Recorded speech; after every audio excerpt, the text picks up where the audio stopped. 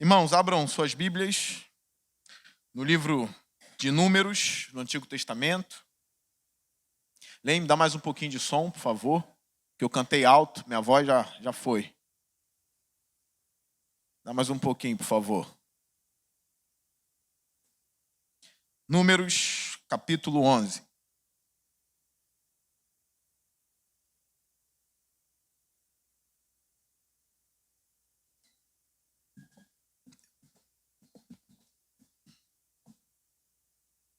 Livro de Números, Antigo Testamento, capítulo 11. Todos os sermões de domingo à noite serão em Números. É uma série. Hoje é o terceiro sermão nesse livro. O tema dessa série é os rebeldes, tá bom? É o tema dessa série. Já preguei sobre a rebelião de Miriam. Já preguei sobre a rebelião dos espias e de todo o povo. Agora, mais uma vez, sobre a rebeldia do povo de Deus no Antigo Testamento. Vamos ler o texto? Nós vamos até o versículo 15. 11, do 1 ao 15. Com toda a reverência e todo o temor, vamos ler o texto. Diz assim: Aconteceu que o povo começou a queixar-se das suas dificuldades aos ouvidos do Senhor. Quando ele os ouviu, sua ira acendeu-se, e fogo da parte do Senhor queimou entre eles, e consumiu algumas extremidades do acampamento. Então o povo clamou a Moisés. Este orou ao Senhor, e o fogo extinguiu-se. Por isso aquele lugar foi chamado Taberá, porque o fogo da parte do Senhor queimou entre eles. Um bando de estrangeiros que havia no meio deles encheu-se de gula, e até os próprios israelitas tornaram a queixar-se e diziam: se tivéssemos carne para comer! Nós nos lembramos dos peixes que comíamos de graça no Egito, e também dos pepinos, das melancias, dos alhos poróis, das cebolas e dos alhos. Mas agora perdemos o apetite. Nunca vemos nada a não ser este maná. O maná era como semente de coentro e tinha aparência de resina. O povo saía recolhendo o maná nas redondezas e o moía no moinho manual ou socava-o num pilão. Depois cozinhava o maná e com ele fazia bolos. Tinha gosto de bolo amassado com azeite de oliva. Quando o orvalho caía sobre o acampamento à noite, também caía o maná. Moisés ouviu gente de todas as famílias se queixando, cada um à entrada de sua tenda. Então acendeu-se a ira do Senhor, e isso pareceu mal a Moisés. E ele perguntou ao Senhor: por que trouxeste este mal sobre o teu servo? Foi por não te agradares de mim que colocaste sobre os meus ombros a responsabilidade de todo esse povo? Por acaso fui eu quem o concebeu? Fui eu quem o deu à luz?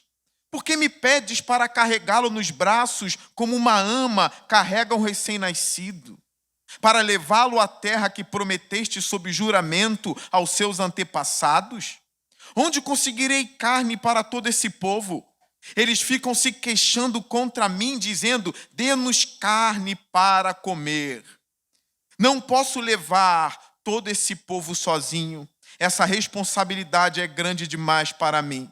Se é assim que vais me tratar, mata-me agora mesmo.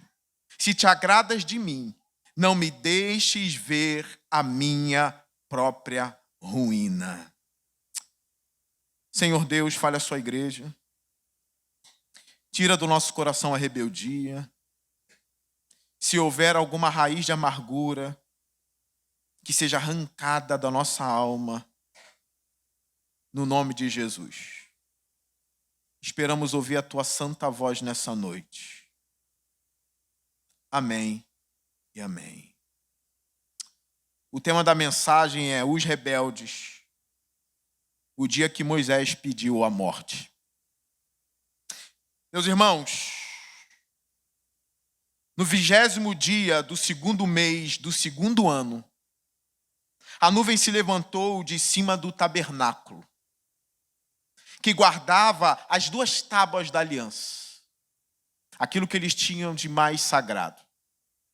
Essa nuvem se levanta em cima desse tabernáculo. Então os israelitas partiram do deserto, do Sinai, e viajaram por etapas, de pouquinho em pouquinho, até que a nuvem pousou no deserto de Parã. Uma nuvem guiava o povo. Essa nuvem saiu do Sinai. Estou falando do 20º dia do 2º mês do 2º ano depois do Egito. E guia eles até o deserto de Parã, porque eles estão muito perto de Canaã. A nuvem pousa ali. Assim partiram pela primeira vez, conforme a ordem do Senhor anunciada a Moisés. O povo está na direção certa, no caminho certo. Deus está fazendo tudo certo. Deus não erra. Ele guia o povo pelo caminho certo, na hora certa, no momento certo, para o lugar certo. Mas o povo não enxerga a bondade de Deus. Não porque não fica clara a vontade de Deus para o povo, mas porque às vezes na caminhada os olhos escurecem. Às vezes na caminhada o povo de Deus parece que está cego para o próprio Deus, que já manifestou sinais o suficiente para que o povo confie nele, que já manifestou prodígios suficientes para que a fé não pereça. Mas às vezes os olhos dos crentes escurecem. O coração se torna venenoso cada vez mais. Porque o coração do homem é enganoso. Ele é desesperadamente corrupto. É por isso que o coração do homem, o coração do povo de Deus, não pode caminhar sozinho sem a palavra. Quando o coração está sozinho no caminho, esse coração se desvia. Coração não é para andar sozinho. Coração é para se andar com a palavra de Deus guardada. Quando se esquece do que o Senhor falou, quando se esquece dos princípios que Deus estabeleceu, esse coração afunda. É por isso que a minha alma precisa dar graças a Deus por estar diante da luz da palavra todos os dias. É por isso que a sua alma precisa se alegrar por estar diante da palavra do Senhor todos os dias. Não ouse viver onde a palavra de Deus não habita. E às vezes ela não habita na sua casa. Às vezes ela não habita no seu trabalho. É necessário um ambiente onde ela seja pregada ao seu coração. Não arrisque viver muito tempo sem ouvir a palavra. Moisés aqui, a Bíblia também vai contar no capítulo 10, no versículo 35, que sempre que a arca partia, Moisés dizia, olha as orações que ele fazia, porque era de etapa em etapa, estava indo no caminho certo. Quando a arca se levantava para ir, olha o que Moisés dizia, 35. Sempre que a arca partia, Moisés dizia, levanta-te, ó Senhor, sejam espalhados os teus inimigos e fujam diante de ti os teus adversários. Ele fazia isso sempre. Quando era para caminhar, a arca ia na frente, Deus ia na frente e ele orava, levanta-te, Senhor. Dissipe os seus inimigos, abra os caminhos, Senhor. Ou seja, para o povo de Israel mesmo ir livre, sem ataques e sem opressões dos inimigos. E sempre que a arca parava, olha o versículo 36, ele fazia outra oração. Sempre que a arca parava, ele dizia: volta, ó Senhor, para os incontáveis milhares de Israel. Deus não serve só para abrir os caminhos do povo. Deus também precisa voltar para habitar no meio do povo, para cuidar do povo e do coração do povo. Não é só ir adiante, é voltar e ficar com a gente. Sem Deus e sem a sua palavra, a gente perece. Isso era algo maravilhoso para o povo. Mas olha como esse povo responde a essa bênção. Tendo Deus no ambiente, tendo Moisés como líder, e eu já preguei uma das mensagens aqui de Números. Se Deus colocasse um líder sobre mim, no caso Moisés, eu atentaria para a rebelião do meu coração, porque o coração do homem sempre busca a glória. O que eu teria que fazer? Moisés, sou teu servo, porque Deus o escolheu para me liderar. Estou submisso a Moisés e ponto final. O coração tentaria se voltar contra ele. Eu preguei aqui no capítulo 12, quando Miriam e Arão se voltaram contra a liderança de Moisés. Miriam ficou leprosa. Moisés orou, e então ela ficou sã. Olha o que o povo faz no versículo 1 do capítulo 11. Aconteceu que o povo começou a queixar-se das suas dificuldades aos ouvidos do Senhor. Quando ele os ouviu, a sua ira acendeu-se, e fogo da parte do Senhor queimou entre eles, e consumiu algumas extremidades do acampamento. Então o povo clamou a Moisés, este orou ao Senhor, e o fogo extinguiu-se. Por isso aquele lugar foi chamado Taberá, porque o fogo da parte do Senhor queimou entre eles. Repara, mesmo tendo tudo que um povo precisa, eles se queixam contra Deus. É por isso que o tema é os rebeldes. Um povo obstinado, com um coração ímpio, se queixa por causa das dificuldades. Não se lembram que dificuldade é padecer na mão do diabo no Egito. Se esqueceram disso e começaram a se queixar. Onde? Nos ouvidos do Senhor. As murmurações e as queixas eram feitas aos ouvidos do Senhor. Eles usavam uma ferramenta santa que é a oração, e ao invés de orar glorificando o nome do Senhor, eles usam essa ferramenta para se queixar do próprio Deus, para falar das dificuldades, para se queixar dos problemas da caminhada, em rebeldia se voltando contra o Senhor. O que acontece? Fogo se acende no arraial. Lembre-se disso. A santidade de Deus habita no meio do povo. Com Deus não se brinca. O perigo de Deus estar no meio do arraial é este. Porque Deus é santo no meio de um povo mau. Como um Deus santo responde a homens maus? Como a santidade pode habitar no meio de gente má, no meio de gente ruim? Com Deus não se brinca.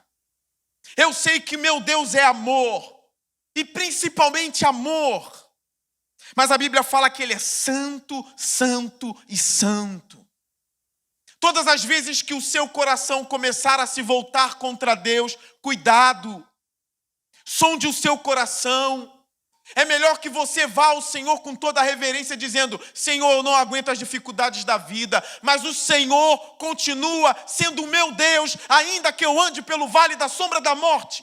Não temerei mal algum, porque o Senhor está comigo, a tua vara e o teu cajado me protegem. As dificuldades existem, mas te louvarei, Senhor. Te adorarei em meio às dificuldades, que minha alma não se zangue contra ti. Isso serve de exemplo para a gente, para que a nossa alma não se torne semelhante à alma do nosso arqui-inimigo, o diabo. Uma alma rebelde, orgulhosa e soberba contra o Criador. O que o povo faz? Orou ao Senhor com queixas, em rebeldia contra Deus. O fogo se acende. Para quem o povo corre? Para o homem que teme a Deus, que no caso é Moisés. E o povo aqui clama a Moisés. A chama de Deus queima em nosso meio, Moisés. Faça alguma coisa, provavelmente era o que saía dos lábios deles. Olha o que o versículo 2 vai dizer. Então o povo clamou a Moisés. Este orou ao Senhor. Olha a diferença. Moisés não se queixa, Moisés ora. Moisés não vai em rebelião contra Deus, ele ora ao Senhor. A Bíblia fala que Moisés era o homem mais manso da terra naqueles dias. Era o homem mais humilde da terra naqueles dias. Homem com tanto poder. Um homem com a maior liderança da terra. Olha, nenhum rei da terra era mais glorioso que Moisés. Esse era o principal homem de Deus da face da terra. De norte a sul, de leste a oeste. E esse homem não era soberbo. A alma dele era boa. A alma dele era humilde. A alma dele era mansa. Ele não se queixou aqui. Mas ele orou ao Senhor e o fogo apagou. Porém, nós vamos descobrir nessa mensagem que até a alma de Moisés pode se tornar amarga se ele não vigiar. Então parece que tudo se aquietou. Mas o autor do livro de Números, creio que Moisés escreveu praticamente todo o Pentateuco. Logo no versículo 4, diz assim: um bando de estrangeiros que havia no meio deles encheu-se de gula. E até os próprios israelitas tornaram a queixar-se. Olha isso. De novo queixa. Mas de novo queixa. E parece que a queixa dessa vez foi suscitada por estrangeiros que estavam no meio do povo. As más conversações corrompem os bons costumes. Principalmente quando o povo já é inclinado a se queixar. Você já viu aquele tipo de pessoa que parece que é um demônio? É uma pessoa, tá? Só parece. Que por saber das suas inclinações ruins, mesmo elas não sendo manifestadas naquela hora, parece que a pessoa vem de propósito para querer ver as suas inclinações ruins voltarem. E elas começam a fazer coisas que suscitam em você aquilo que zanga, ou na verdade, torna Deus mais irado. Ela atiça a sua língua, ela atiça o seu coração. Ela já sabe que pode encontrar um porto seguro na sua boca. Ela sabe que pode encontrar um porto seguro nas coisas ruins que saem do seu coração. Então elas suscitam isso. Essas más conversações podem corromper os estrangeiros que se encheram de gula ali.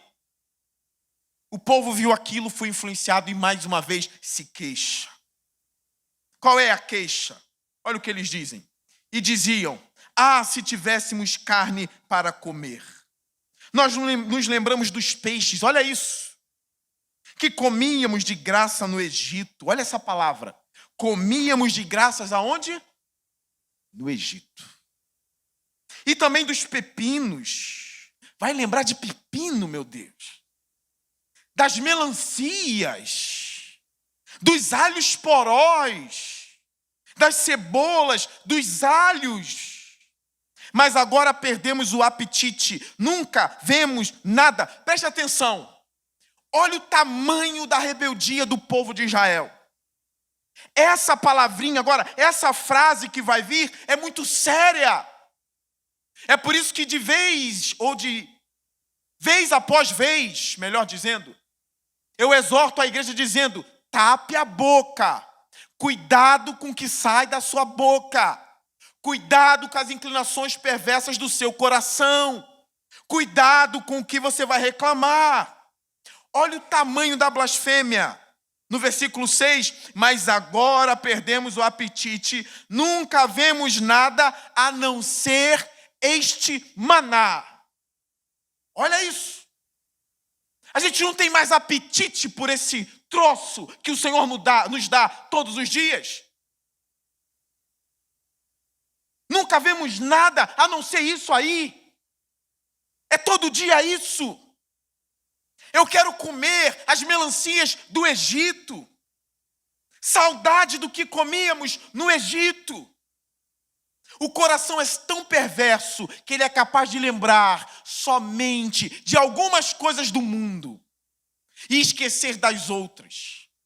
O povo se esquecia que no Egito tinha açoite. O povo se esquecia que no Egito tinha opressão de Faraó, tinha trabalho escravo.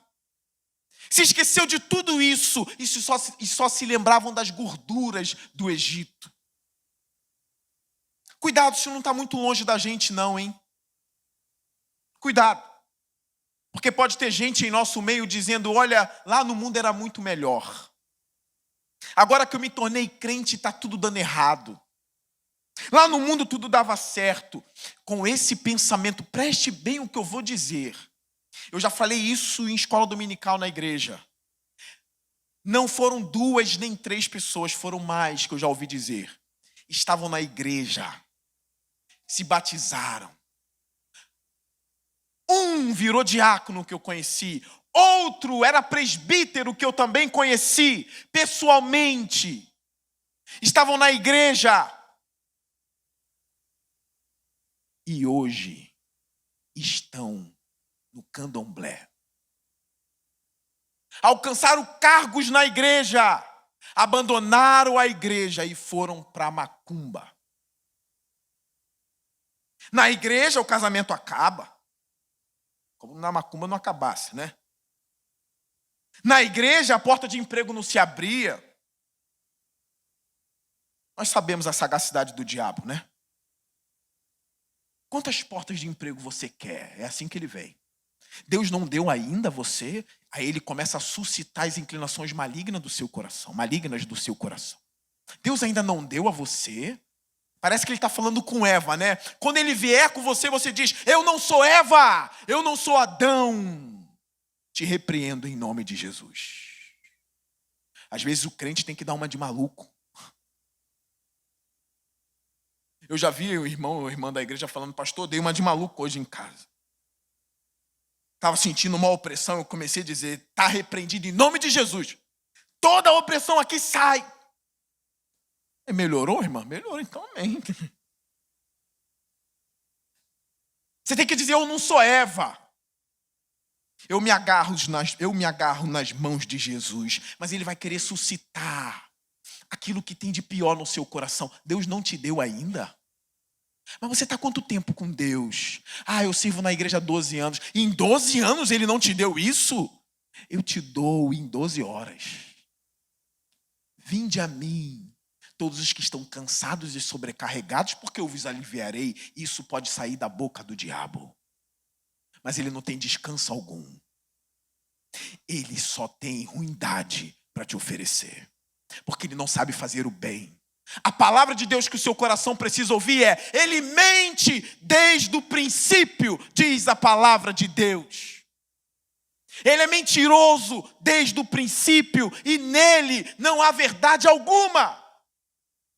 Eu disse para alguém da minha família, não se joga tabuleiro com o diabo.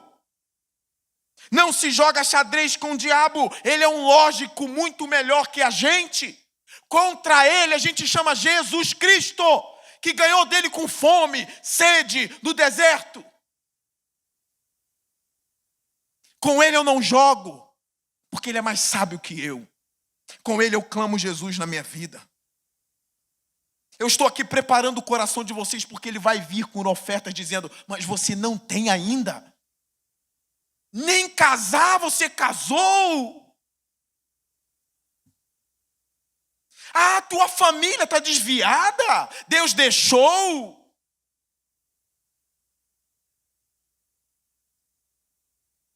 O que falar nessas horas? A gente precisa dizer o que Jesus disse. e se agarrar na obra de Jesus. O que eu tenho me apegado, e eu quero que vocês se apeguem. Aqui é um vale de lágrimas. Mas o que importa para mim é que o meu nome está escrito no livro da vida do Cordeiro. Isso é sério, porque um dia eu vou morrer. Eu já vi gente boa morrer. Tenho visto crentes em Jesus morrendo. E eu cheguei à conclusão na minha vida. A hora mais importante da minha vida não é a hora que a melhor porta se abre. A hora mais importante da minha vida não é a hora que eu recebo a melhor notícia do dia. A hora e o dia mais importante da minha vida será quando os meus olhos estiverem se fechando e eu disser: Senhor, leva a minha alma contigo. Não há oferta maligna que sobreviva a um coração inclinado a Deus, com os olhos fixos na eternidade. O problema da murmuração é que a murmuração, ou na verdade o problema do murmurador, é que ele só olha para as coisas terrenas. Ele esquece que tem o mundo espiritual, ele esquece que tem Jesus, ele esquece que a Bíblia diz: aquele que vocês viram subir, descerá da mesma maneira que vocês viram ser exaltado aos céus. Um coração desprendido das coisas dessa terra não cairá nas lábias de Lúcifer. Ou você se desprende hoje, ou ele levará a sua alma. Moisés beirou isso. Com temor eu falo. O povo está blasfemando contra o maná. Não Moisés, é o povo. Depois eu falo de Moisés. Lá em João 6, Jesus diz, falando do maná, o povo falando do maná: ah, mas os nossos antepassados comeram o maná que descia do céu. E Jesus diz: eu sou o pão vivo que desce do céu. Esse maná representava alguma coisa. Representava que um dia o verdadeiro alimento e a verdadeira comida eterna desceria dos céus, para que todo aquele que comesse desse pão nunca mais tivesse fome. Eu ainda vou pregar sobre a rocha também, que seguia o povo, que saía a água da rocha. Aquela rocha representava Cristo. Que todo aquele que bebe da água que sai da rocha, que é Cristo, nunca mais tem sede. O povo estava blasfemando de algo que vinha dos céus e que representava o Cordeiro de Deus que viria ao mundo. Ele dizia: é este maná? E hoje tem crente dizendo: esse Jesus que nunca me deu nada, esse Jesus que não me deu o que eu sonhei. Vou para o mundo, vou para o diabo, vou para o raio que o parta, mas Jesus nunca me deu nada. No mundo tereis aflições, mas tem de bom ânimo, porque eu, Jesus, venci o mundo. No mundo tereis aflições, mas tem de bom ânimo, porque eu, Jesus, venci o mundo. Ele nunca prometeu portas abertas. Ele prometeu um céu aberto. Ele nunca prometeu que vocês casariam. Ele prometeu que vocês estariam nas bodas do Cordeiro. Ele nunca prometeu que vocês teriam os filhos mais lindos do mundo, mas ele prometeu que vocês se tornariam filhos do Deus vivo. Não caia na mentira do diabo. Caiam na verdade de Jesus. Esse povo é rebelde. Isso não serve para nós a não ser como exemplo. Versículo 7. Preciso acabar, né? Amém? Amém? Posso continuar? Amém? Amém. Versículo 7.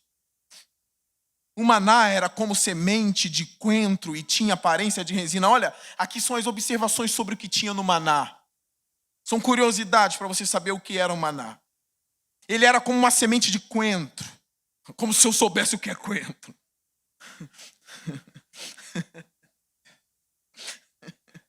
Tentei pesquisar, mas não achei. Isso tem na casa de todo mundo. Mas eu nunca meti a mão num coentro. Ele tinha aparência de coentro. Tinha aparência de resina. O povo saía recolhendo maná nas redondezas e moía num moinho manual ou socava-o num pilão. Depois cozinhava o maná e com ele fazia bolos. Tinha gosto de bolo amassado com azeite de oliva. Outros textos vão dizer que tinha gosto de mel. Era doce.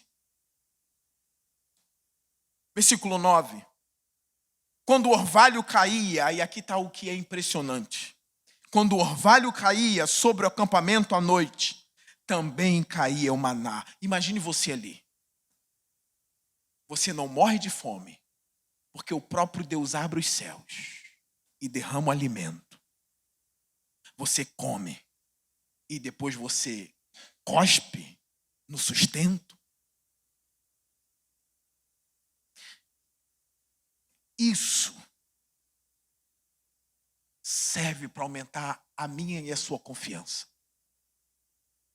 Quando você lê esse texto assim, se caía orvalho e caía maná do céu, por que eu estou preocupado com a minha mesa vazia? Assim como cai orvalho do céu ainda, a provisão chega na minha mesa. Uma vez eu ouvi uma pessoa dizendo: "Tá com medo de quê, covarde?" Não a mim, a outro. Não significa que eu não seja covarde algumas horas, mas dessa vez foi a outro, não a mim. Você não crê que ainda tem corvo para trazer carne, como fez com Elias? Você não crê que ainda tem viúva para fazer bolo, como fez com Elias? São textos que demonstram que a provisão de Deus vai chegar e você não precisa bater na porta do diabo. Ela vai chegar. Assim como caía dos céus, vai surgir na sua mesa. Que esse texto aumente a sua fé. Vá para casa dizendo: vai chegar. Porque Deus prometeu que vai colocar o pão na minha mesa. Eu lembro da oração que Jesus ensinou, dizendo: Pai, o pão de cada dia nos dai hoje. É um pão diário. E o maná era assim, você não podia nem guardar o maná para o próximo dia. Vocês sabiam disso? Essas informações estão em outros textos. Porque isso é sinal de incredulidade e covardia. Vou guardar esse maná porque vai que amanhã o céu não abre. Como assim amanhã o céu não abre? Comerei tudo que é para hoje. Amanhã é amanhã. Basta cada dia o seu próprio mal. Basta cada dia suas próprias preocupações. Se eu tenho hoje, me alegrarei hoje. Não vou ficar ansioso pela falta de amanhã, porque amanhã nem chegou ainda. Eu estarei satisfeito com a comida de hoje. Hoje tem, hoje eu glorifico a Deus. Mas se amanhã não tiver, rapaz, não fala de amanhã, é hoje. O céu não se abriu hoje, amanhã esperarei ele se abrir de novo. Tanto é que quem guardava o maná, no outro dia o maná estava podre. É Deus dizendo: não confia, né, incrédulo? Você não confia, né? Irmãos, confiem no Senhor em todas as ansiedades da sua vida. Em todas elas, confie no Senhor. A ansiedade está se colocando como um Deus no coração da gente. A ansiedade não é Deus. Confie no Senhor, que Deus vai suprir as suas faltas e as suas necessidades. Pedro diz: entregue ao Senhor todas as suas ansiedades. Por quê? A igreja conhece por quê? Porque Ele tem cuidado de vós. Caía o maná do céu, mas o povo queria carne. O povo estava enjoado do maná diário. Mas olha o versículo 10. Moisés ouviu gente de todas as famílias se queixando. Olha para mim, que mal que acontece que contamina todo mundo. Que coisa é essa que sai contaminando no arraial? Eu vejo com Jesus o mesmo povo que gritava hosana nas alturas, uma semana depois estava gritando crucifica-o. Que coisa é essa que acontece no coração humano? Que droga é essa que habita a nossa alma? Que se a gente não vigiar, a gente se torna amanhã o pior ímpio do mundo. É por isso que caminhamos em humildade e dependência de Deus. É por isso que a gente não pode orar como fariseu. Obrigado, Senhor, porque eu não sou como aquele publicano, porque eu oro 2 vezes por dia, eu dou os meus dízimos, eu faço jejum. Obrigado porque eu não sou como aquele publicano. E o publicano orava, ele nem olhou para o fariseu, ele nem olhou para a direita e nem a esquerda. Ele abaixa a cabeça, ele bate no peito e diz: tem misericórdia de mim, Senhor, porque eu sou um pecador. E Jesus chama os discípulos e diz: qual dos dois foi justificado para casa? E todos disseram: o publicano, Senhor. O publicano, Senhor. Você não é o santarrão da igreja. Seja humilde. Não seja sábio aos seus próprios olhos. Seja humilde. Porque um coração humilde está longe de um coração rebelde. O fogo de Deus se acende contra um coração rebelde. Tema a Deus hoje. A quem você pensa que está enganando? Com essa carinha de fofo, mas é mau. Você acha que o fogo de Deus não se acenderá contra você? Você acha que Deus não está vendo quem você é? Cara de santo aqui, mas é um demônio lá fora. É um demônio em casa. É capaz de espancar uma mulher. É capaz de espancar uma criança. O fogo de Deus ainda se acende. Ananias e Safira morreram no Novo Testamento porque mentiram ao Espírito. Quiseram demonstrar que davam oferta, mas escondiam uma parte da oferta. Era só falar a verdade. Mas quiseram manter uma aparência de piedade e não eram assim. É um mal que sai corroendo todas as famílias se a gente não vigiar. Todas as famílias começaram a se queixar, diz o versículo 10. Onde que estavam se queixando? Cada uma à entrada de sua tenda, da tenda de Moisés. Cada família indo lá se queixar. O povo seria a pedra de tropeço de Moisés. Irmãos, se Moisés andasse com Deus sem o povo, Moisés seria muito mais santo do que foi. Mas a perturbação do povo perturbava o coração de Moisés. A falta de fé do povo levava o coração de Moisés à ira. Ao ponto dele ir contra Deus. E dizer: Senhor, por que fez isso comigo? O Senhor não me ama? O Senhor não se agrada de mim? Colocou esse peso. Agora eu tenho que, como uma ama, sacudir o seu bebezinho. Já até adiantei um texto que não era para adiantar. A gente ainda está nas famílias, nas tendas, ou na tenda de Moisés. Cada um reclamando ali, na cabeça daquele homem. E eram milhares de milhares de milhares de milhares de pessoas.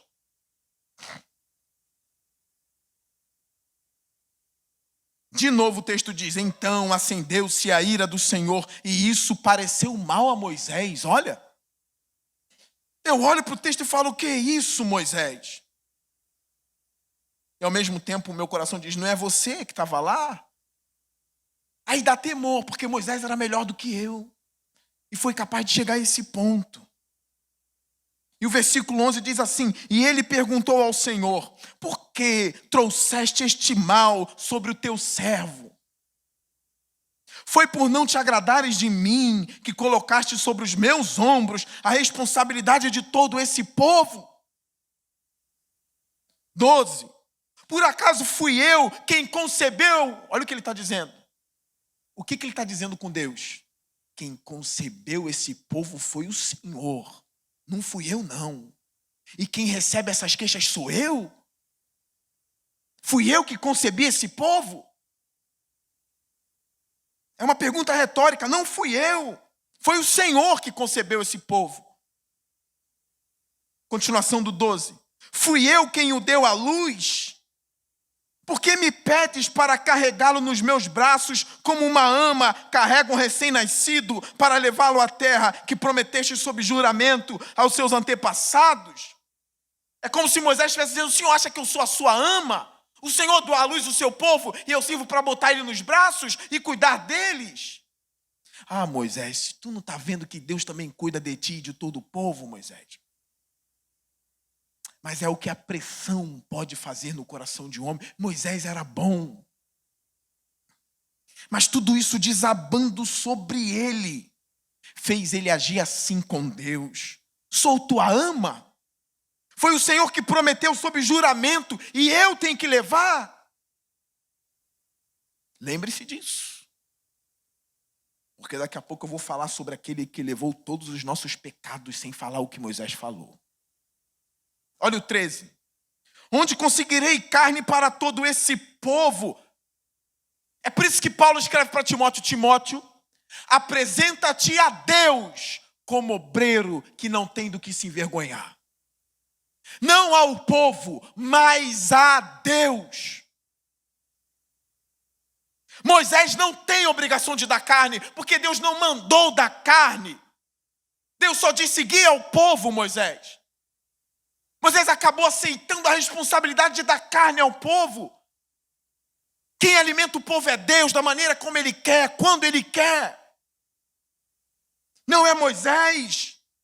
Aí eu ouço a voz de Paulo ao jovem pastor Timóteo: apresenta-te, porém, aprovado diante de Deus. É de Deus que eu tenho que me apresentar aprovado.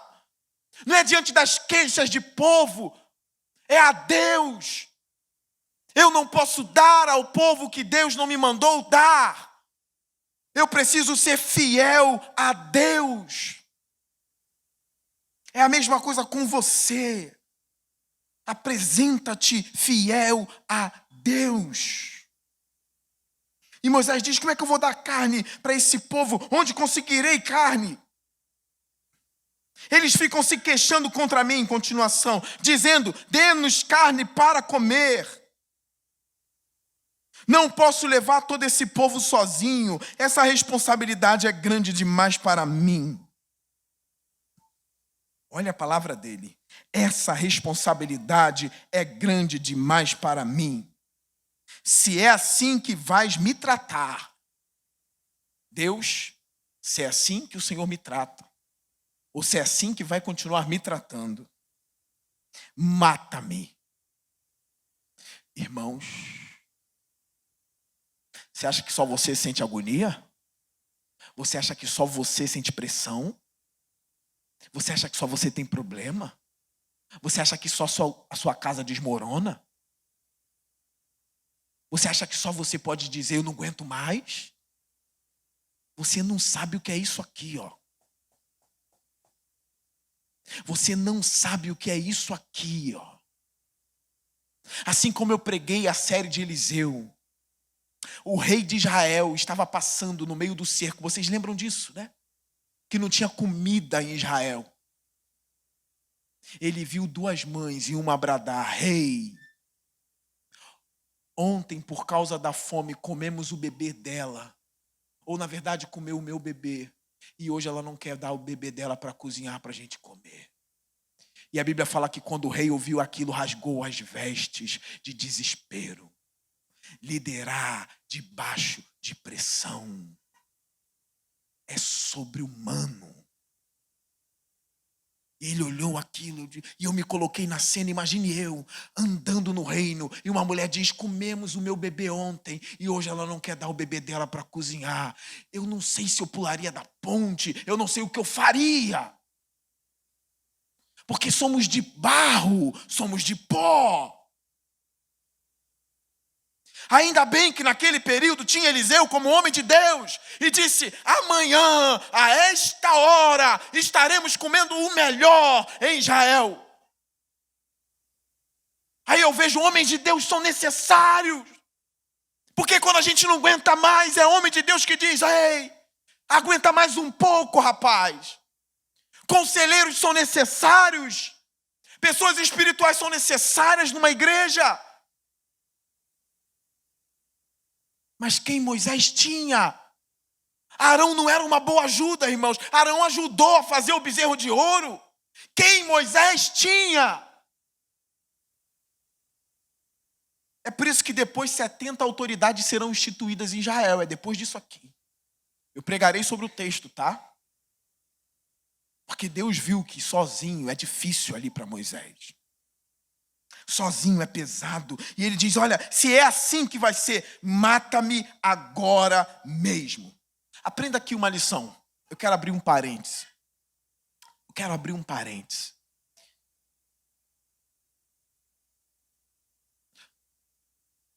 Moisés pede a morte. Mas Moisés não se mata. Se eu quero morrer, eu não procuro a morte. Se eu quero morrer, eu procuro a vida. E digo para a vida, mata-me. Vocês guardaram isso? Porque Deus não vai se agradar daqueles que acabam com a sua própria vida. Elias passou pela mesma coisa e disse, Senhor, mata-me. Elias também não tirou a vida, mas ele procurou o Criador da vida e disse, tira a minha vida. O que eu estou querendo dizer com isso de procurar a vida?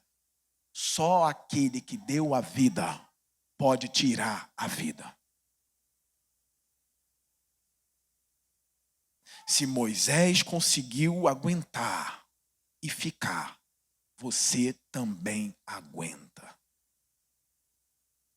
Mas faça o que ele fez. Vá a Deus. Desabafe com Deus. Ore a Deus. O conselho que eu costumo dar a pessoas assim é este. A vida já é um vapor. Para que cortá-lo ao meio? Ela já é breve. Se você vir uma flor linda, não arranque ela e despedace ela não. Porque ela já é tão breve. Daqui a 10 dias ela vai estar murcha. É assim a vida humana. Não acabe com as pétalas. Deixa que ela já é breve. Ela cairá nas mãos do Criador em breve. Já é muito curta.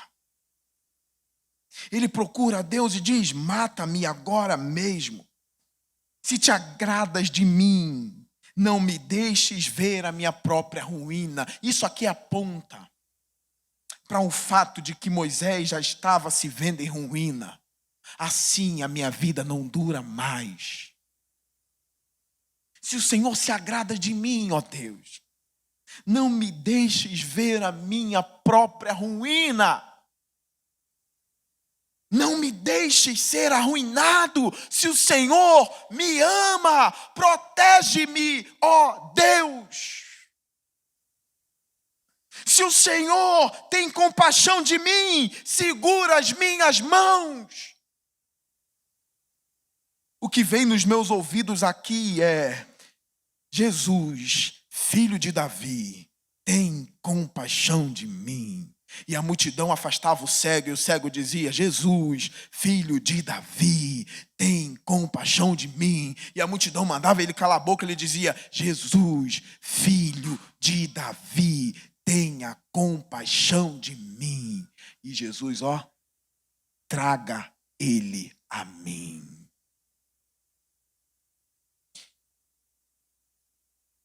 Busque a Deus nos piores momentos da sua vida. Vá a Deus. Conta para Ele. Desabafe com Ele. Porém, não dê espaço à blasfêmia nem à murmuração.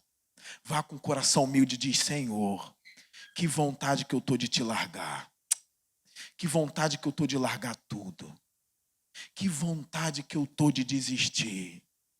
Mas o Senhor continua sendo o Deus da minha vida. Tem compaixão de mim. Faça isso. Porque a Bíblia diz o seguinte. Quero trazer à memória aquilo que me dá esperança. Que as misericórdias do Senhor são a causa de nós não sermos. Porque as suas misericórdias não têm fim. Elas se renovam a cada... Não é a cada ano, é a cada manhã. A pressão está muito grande hoje, mas eu tenho amanhã. Chega amanhã, pressão, eu tenho outro dia. A cada dia a misericórdia se renova na minha vida. A palavra de Deus diz: o choro pode durar uma noite, mas a alegria virá ao amanhecer. Não significa que é literalmente amanhã, mas significa ela virá. Um dia para Deus é como 1000 anos, e 1000 anos como um dia. Ela virá. Irmãos, eu quero terminar o sermão dizendo o seguinte: Moisés não suportou isso, porque Moisés era humano como nós, irmãos. Moisés não era um extraterrestre. Moisés foi um bebezinho que nasceu normalmente de uma mulher. Pressão desde que nasceu, já colocado num berço e jogado no rio. Desde criança passando pela pressão de um faraó maldito que queria matar os nenéns homens. Depois ele se torna príncipe no Egito, depois ele muda, a cabeça vira, ele quer seguir ao Deus, ele vê a sarça e ele vai para uma grande missão. Ele acaba sucumbindo. Se não fosse as mãos do Senhor, Moisés sucumbiria aqui, irmãos. Não tem valente que suporte o peso da vida. Mas eu quero aqui contrastar e acabar o sermão aqui. Lembra do Getsemane? Ou Getsemane? Vocês lembram? O Deus encarnado, em profunda agonia. Ele não tinha pressão de um povo. Ele ia beber o cálice da ira de Deus. Mesmo ele sem pecado, mas porque o povo é pecador. E ele ia beber o cálice todo. Só ele. Não sobrou uma gota para mim, foi tudo dele. Eu não provei uma gota do cálice da ira de Deus, ele bebeu tudo por mim. Ele disse: Senhor, se possível, aparta de mim este cálice. Mas ele demonstrou ser muito superior a Moisés, porque ele disse: todavia, seja feita a tua vontade e não a minha. E ele caminhou à cruz como um cordeiro, indo ao matadouro. Na minha série de pregações ano passado, neste mesmo púlpito, nesta mesma igreja, com a mesma Bíblia, com o mesmo povo, eu preguei uma série de mensagens sobre a paixão de Cristo. Foram 9 mensagens, se eu não me engano, a Dai sabe, 9 ou 8. E uma delas eu disse, se eu não me engano, foi sobre o cabrito, que aqueles que matavam o cabrito para comer, disseram que tinha uma diferença dele para alguns outros. Isso pode se ver em alguns outros animais também, tá? Que parece que ele sente a morte. E antes dele chegar no matadouro, alguns diziam que viam uma lágrima caindo dos olhos. Eu não sei explicar isso. Só pego relatos. E eu vejo Jesus ali no Getsemane, em plena agonia, porque ele sabia o que esperava a ele. Não era a cruz que ele temia, era o cálice da ira do próprio Pai Santo, caindo sobre ele, mesmo ele não tendo pecado algum, bebendo o cálice dos pecadores. E ele suportou tudo naquela cruz. E quando acabou, ele disse: está consumado. Pai, a ti eu entrego o meu espírito.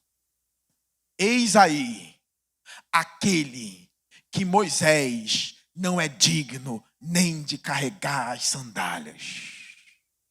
Eis aí aquele que Moisés é uma poeira comparado a ele.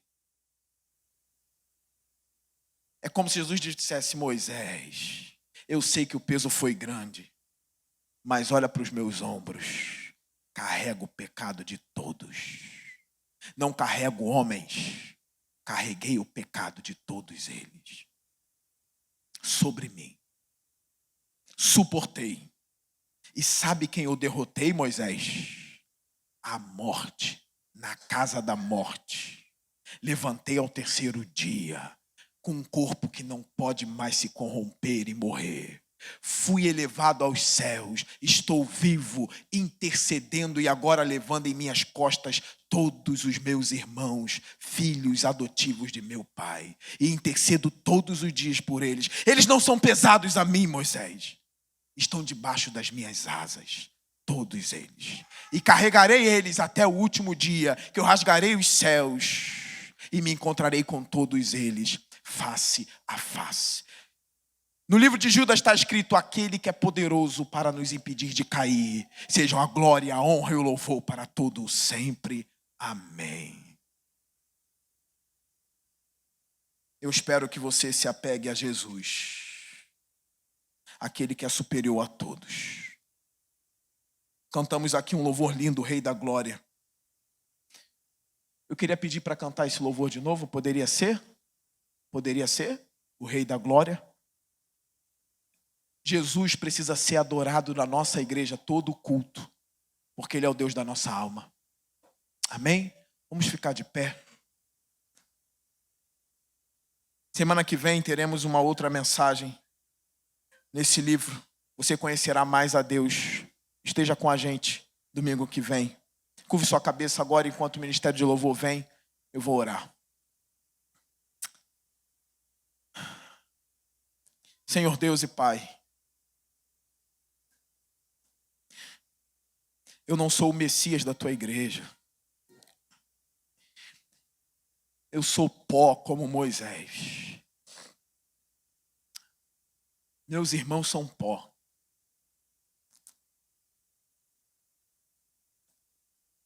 Não somos poderosos, Senhor. Afasta de nós o orgulho. Afasta de nós a soberba. Afasta de nós a ira, porque a ira do homem não produz a justiça de Deus. Pai, afasta dos nossos lábios as murmurações. Nos rendemos a Ti, meu Senhor. Não queremos ser reclamões. Nós queremos ser como Paulo. Aprendi o segredo de estar contente em toda e qualquer situação. Sei ter muito e sei ter pouco. Posso todas as coisas naquele que me fortalece. Em nome de Jesus eu te entrego essa oração. Amém.